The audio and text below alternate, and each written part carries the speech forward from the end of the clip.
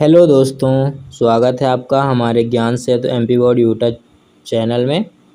तो दोस्तों, हम लोग रोज़ की तरह आज यूनिट 1 क्षितिज भाग 2 काव्यखंड का ऑब्जेक्टिव टाइप क्वेश्चन में एक वाक्य का उत्तर करूंगा। ये आपका मतलब टोटल काव्यखंड का एक वाक्य में उत्तर होगा। ऐसे हम लोग ने सही विकल्प कर लिया है, खाली स्थान कर लिया है, तो प्लेलिस्ट में वीडियो पड़ी है, आप लोग ज़रूर देख लीजिएगा। तो दोस्तों, मैं आपको एक और इम्पोर्टेंट बात बता दूं कि ये जो क्वेश्चन है, ये चाहे त्रैमासिक परीक्षा हो, चाहे अर्धवार्षिक हो, चाहे वार्षिक हो, ये क्वेश्चन वेरी वेरी मोस्ट अहम करा रहे हैं। यदि आप इनमें से कर लोगे तो आपको एक भी क्वेश्चन ऐसा नहीं हो जो बोर्ड एग्जाम में देखने को ना मिले। तो इसीलिए एमपी बोर्ड आपके लिए लाया गया है कि शॉर्ट तैयारी करा के आपको 100% मार्क दिलाने में सफिशिएंट होगा। दोस्तों, आप लोग इस चैनल पर भरोसा करके आप इसे पढ़ लीजिए। तो चलिए हम लोग अपना पहले प्रश्न देख लेंगे। उत्तर नीचे दिया गया है दोस्तों, ठीक। तो पहला क्या है, सूरदास भक्त किस शाखा के कवि हैं? तो सूरदास दोस्तों भक्ति काल के कृष्ण मार्गी शाखा के कवि हैं, ठीक। दूसरा देख लो, गोपियों के अनुसार राजा का धर्म क्या है? तो गोपियों के अनुसार राजा का धर्म दोस्तों क्या है? प्रजा का हित है, ठीक।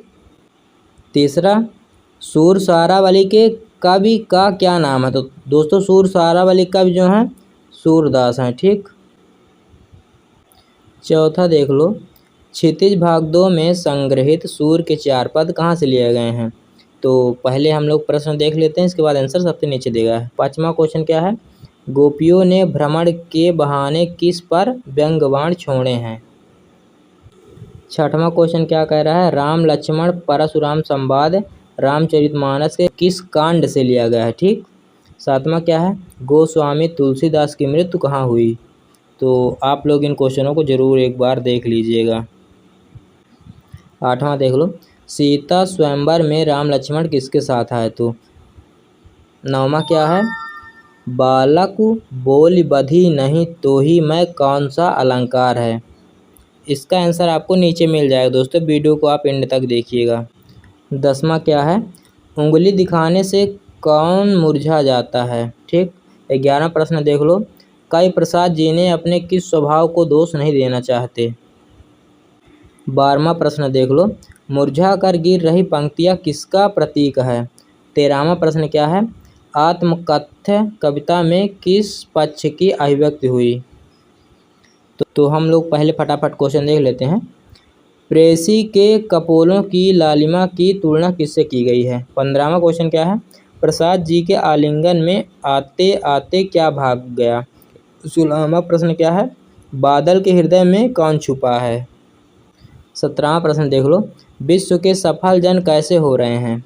18वां प्रश्न क्या है, घेर घेर घोर गगन में कौन सा अलंकार है? तो दोस्तों एक बात और बता दूं कि आपका जो क्षितिज भाग 2 काव्यखंड है उससे टोटल 17 अंक का पेपर आएगा, 17 अंक का, ठीक। तो हम लोग उसी के अनुसार अगर ये आप कंप्लीट कर लोगे तो आपका एक भी नंबर नहीं कटेगा, ठीक। 19वां क्या कह रहा है, बादल किस दिशा से आते हैं, ठीक। 20वां प्रश्न क्या है, तृप्त धरा का सांकेतिक अर्थ क्या है? तो चलिए हम लोग अब आंसर फटाफट देख लेंगे। पहला का आंसर कृष्ण भक्ति शाखा, दूसरा का आंसर प्रजा का हित, तीसरा का आंसर महाकवि सूरदास, चौथे का आंसर सूरसागर के भ्रमर गीत, पांचवा का आंसर उद्भव, छठवां का आंसर बालकांड, सातवां का आंसर काशी, आठवां का आंसर गुरु विश्वामित्र, नौवां का आंसर अनुप्रास अलंकार, 10वां का आंसर कुम्हड़े का फूल, 11वें का आंसर सरल स्वभाव, 12वें का आंसर निराशा, 13वें का आंसर जीवन के यथार्थ एवं अभाव पक्ष की अभिव्यक्ति, 14वें का आंसर उषा काल की अरुणिमा से तुलना की गई है, 15वें का आंसर जीवन का सुख,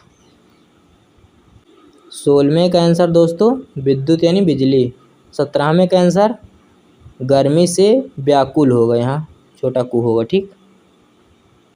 18वें का आंसर अनुप्रास अलंकार, 19वें का आंसर अज्ञात दिशा, 20वें का आंसर सांसारिक दुखों से पीड़ित पृथ्वी। तो दोस्तों जिसको जाने तब जा सकते हैं। अब मैं एक महत्वपूर्ण बात बताने वाला हूँ दोस्तों, हम आपको ब्लूप्रिंट के हिसाब से आपको सब परसेंट की तैयारी करवाएंगे।